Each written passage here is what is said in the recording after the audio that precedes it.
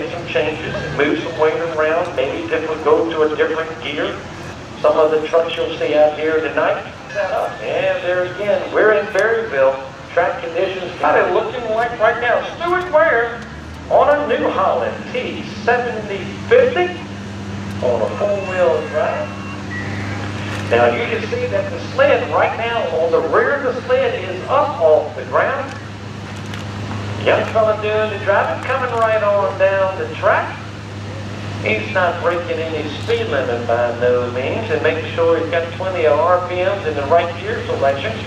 And you'll see that Pioneer weight box starts coming up on the rails now. It will trip a switch. And you're going to watch that back of the pan drop. I believe it just did.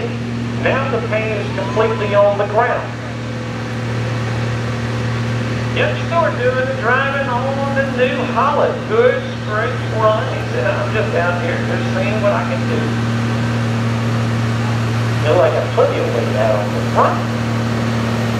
Bot's going to be able to pop up, and then all of a sudden it's going to start adding what we call the accumulator. It starts adding that pressure on the back of the cylinder, kind of starts to get that sled up. There it goes, and all of a sudden it's in a hard pull. It's out of the traction. 305.59. 305.59.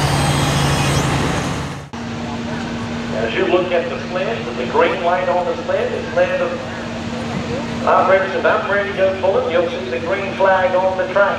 Away he goes, right about that 4-mile-an-hour mark.